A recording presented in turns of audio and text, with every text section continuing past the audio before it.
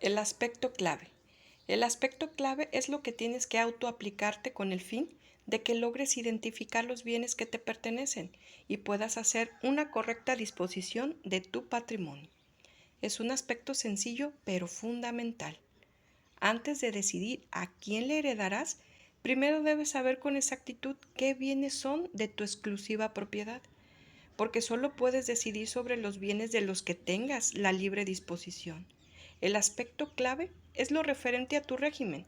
Un régimen es un sistema legal establecido para regular lo referente al patrimonio matrimonial.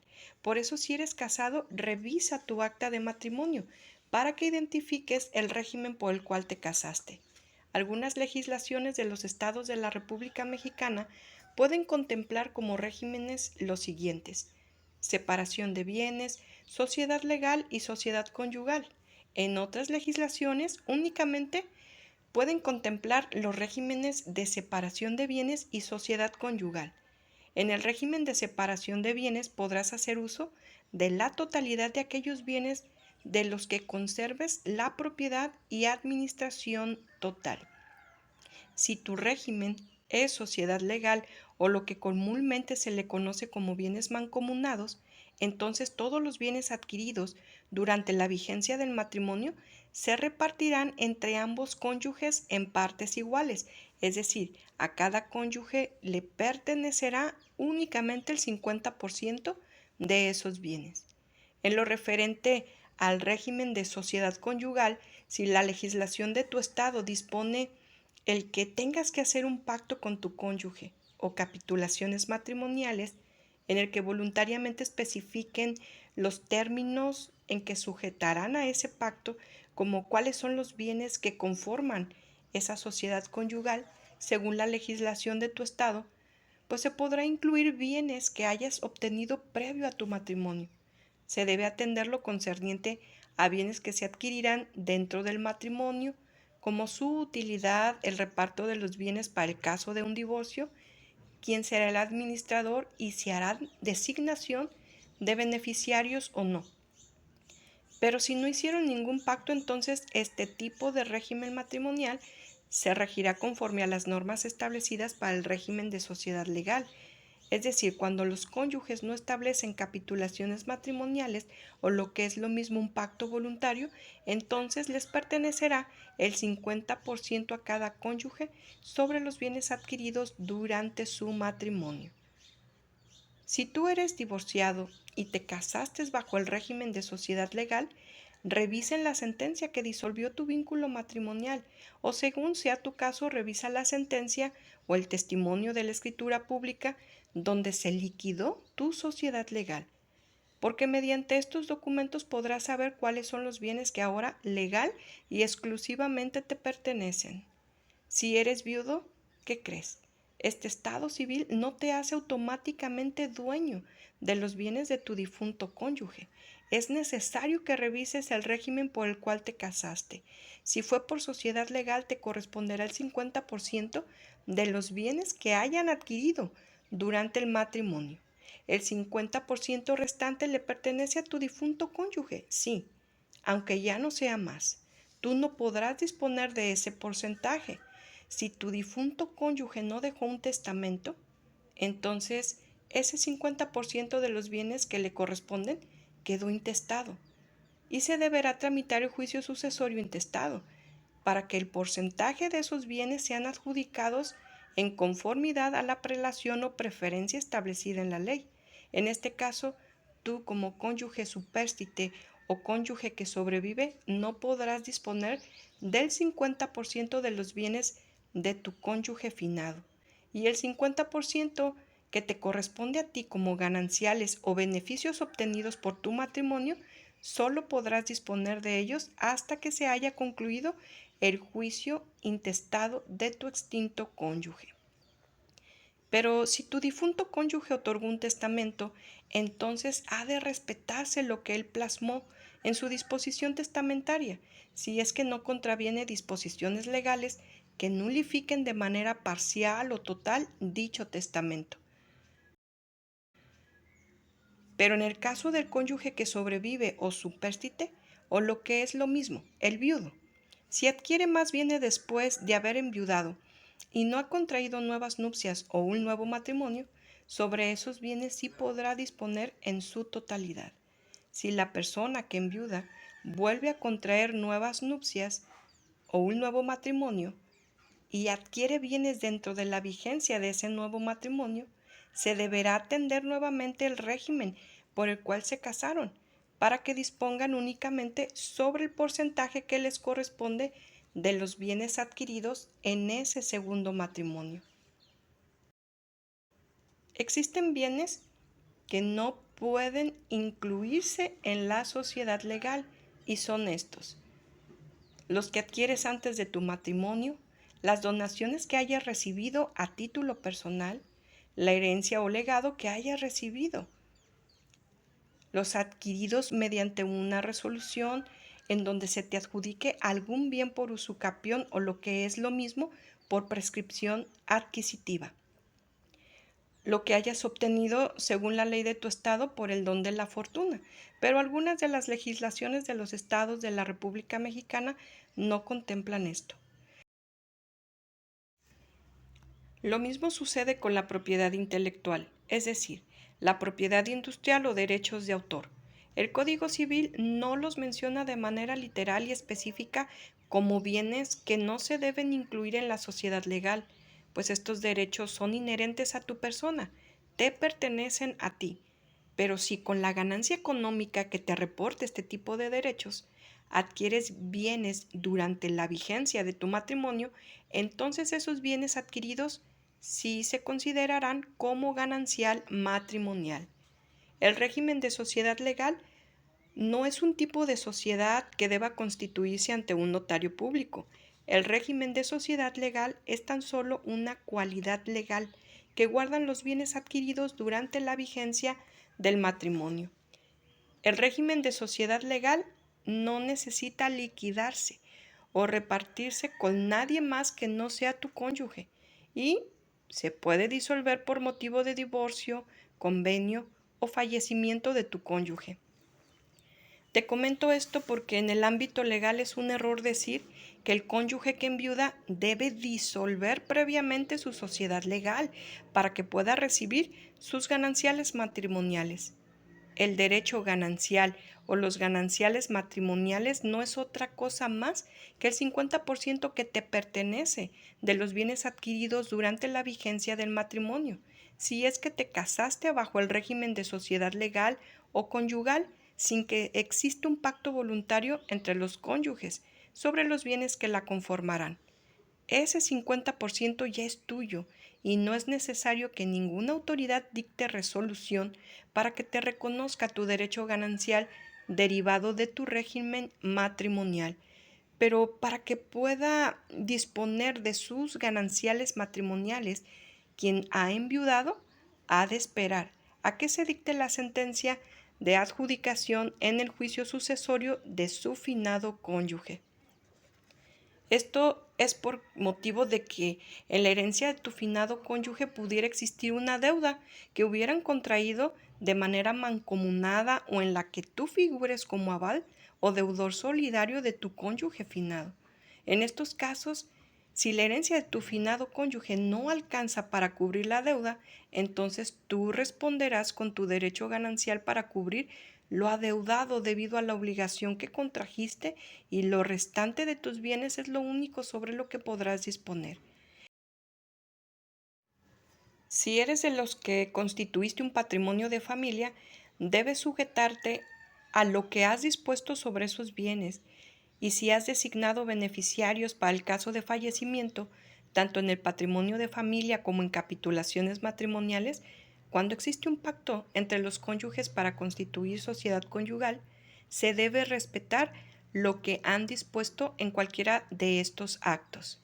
Si eres ejidatario, puedes tener una lista de beneficiarios o sucesores de los derechos agrarios que te corresponden y esa lista hará las veces de tu testamento. Ahora que conoces este aspecto clave, sencillo, pero no menos importante, podrás disponer de forma segura sobre los bienes que te pertenecen sin lesionar los derechos e intereses legales de nadie. Y a ti, mujer, que consideras que tú no tienes bienes porque en la escritura de propiedad de la casa solo aparece el nombre de tu esposo, revisa tu acta de matrimonio e identifica cuál es el régimen por el cual te casaste. Si es sociedad legal, ya sabes que te corresponde el 50% de todos los bienes que hayan adquirido durante todo el tiempo en que duró el matrimonio. Al igual si te casaste bajo el régimen de sociedad conyugal y no hiciste con tu cónyuge ningún pacto voluntario sobre los bienes que conformarían esa sociedad conyugal, entonces también te corresponde el 50% de todos los bienes que hayan adquirido durante la vigencia de tu matrimonio. Ahora revisa la escritura de propiedad, ya sea en la hoja inicial o en el apartado de generales de los comparecientes. Ahí se mencionará el nombre de tu cónyuge y su estado civil. Si dice casado, aunque no aparezca tu nombre, pero la fecha en que adquirió esa propiedad es una fecha que está dentro de la vigencia del matrimonio, entonces de ese bien te corresponde el 50%. Y lo mismo aplica a la inversa, es decir, cuando es solo el nombre de la esposa el que aparece en la escritura de propiedad. Esto es solo un ejemplo para el caso de que se haya adquirido una finca, pero aplica para todos los bienes que se hayan adquirido durante la vigencia del matrimonio. Aunque tu cónyuge te diga que tú no eres dueña de nada porque no has aportado dinero, no olvides que tu cónyuge está respaldado por ti, mujer, ya que te has dedicado preponderantemente a las labores del hogar, a la crianza de los hijos. No percibes un sueldo por esa ardua labor que realizas, y debido a tu apoyo es tu cónyuge el que sí puede libremente salir a trabajar. Debido al matrimonio que han decidido formar, ustedes dos son socios y han de trabajar en equipo. Por eso, lo que se obtiene durante la vigencia del matrimonio les corresponde a ambos por partes iguales. Tu cónyuge no podría irse a trabajar si tuviera que encargarse de las labores del hogar, del cuidado y la crianza de los hijos, ya que también estas labores son su responsabilidad, pues el matrimonio lo conformaron ambos, solo que se han distribuido la carga de lo que el matrimonio implica de manera en que mejor convenga a sus circunstancias y necesidades. Pero no por eso un cónyuge es menos importante que el otro. De hecho, si realizaran los cálculos sobre el costo que implicaría todo lo que tú, mujer, aportas al matrimonio, al hogar, a la familia, tendrías como resultado un valor muy alto, al que tu esposo difícilmente podría pagarte, pues la esposa es madre, compañera, cuidadora, cocinera, enfermera, psicóloga, maestra, cocinera, costurera, masajista, jardinera, decoradora de interiores, guía espiritual, lavadora, planchadora, limpiadora, administradora, emprendedora, etc. No goza de sueldo, ni de aguinaldo, ni de reparto de utilidades. Su trabajo es vitalicio, las 24 horas por los 7 días de la semana, durante los 365 días del año. No puede renunciar. En la mayoría de los casos no goza de vacaciones, incluso hasta si se encuentra convaleciente por haber dado a luz, por alguna cesárea o por alguna cirugía o una enfermedad. Aún con todo, debe atender a su familia y las labores de su hogar. Entonces, ¿no aportas nada? ¿Quién aporta más? Por eso, mujer, no te minimices creyendo que tú no tienes nada, porque tú no aportas dinero, solo porque desde su propia percepción, así te lo dice tu cónyuge. Ten presente, mujer, que sin tu valioso apoyo, tu cónyuge no habría podido conseguir lo que tienen. Y eso que han logrado adquirir durante la vigencia de su matrimonio es de ambos. Les pertenecen partes iguales según tu régimen matrimonial. Tu mujer al casarte tienes los mismos derechos y las mismas obligaciones en el matrimonio. Tanto tú como tu cónyuge están en igualdad ante la ley. Y entre sí no deben ejercer violencia ni económica, ni patrimonial, ni emocional, ni verbal, ni física.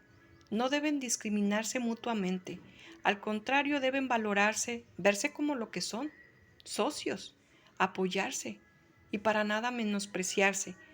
Aunque existimos mujeres que dependiendo de nuestras circunstancias personales realizamos hasta más de una jornada laboral no remunerada, porque cuidamos del hogar y de los hijos, del cónyuge cuando enferma, atendemos a nuestros deberes de cuidar a nuestros padres enfermos que han envejecido, y hay quienes hasta hemos atendido a algunos de los padres enfermos y envejecidos de nuestro cónyuge.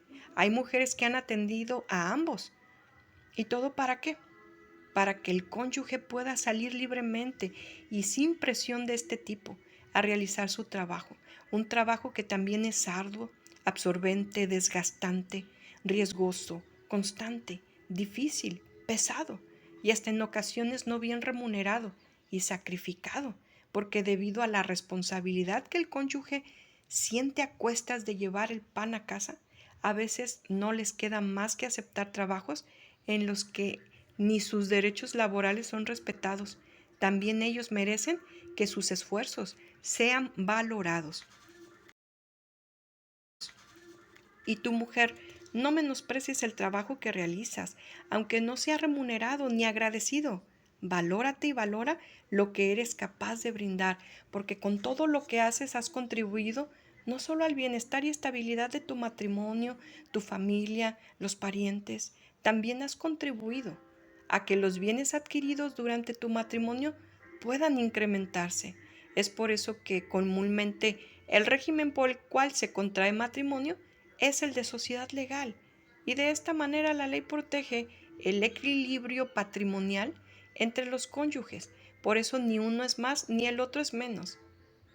Es importante que al momento de que realices la disposición testamentaria de tus bienes, no digas, mujer, que no necesitas hacer un testamento porque tú no tienes bienes, ya que el régimen por el cual te casaste es el que legalmente te demostrará si eso es realmente así o no lo es. Si ya has corroborado que te corresponde el 50% de los bienes adquiridos durante la vigencia de tu matrimonio, entonces, mujer, eres libre de disponer en tu testamento de ese 50% que te corresponde y no es necesario que tengas el parecer ni la autorización de tu cónyuge. Con esto claro, entonces, antes de disponer el tratamiento final que quieres que tengan tus bienes, derechos y afectos, no olvides que es fundamental autoaplicarte el aspecto clave sobre tu régimen matrimonial para que sepas cuáles son los bienes que únicamente a ti te pertenecen y puedas disponer de los mismos en tu testamento sin lesionar los derechos de nadie. Aplicar este aspecto clave es como blindar lo que has dispuesto. Así lograrás que tu testamento no se encuentre viciado de nulidad por lesionar derechos e intereses legales respecto de los bienes de alguien más.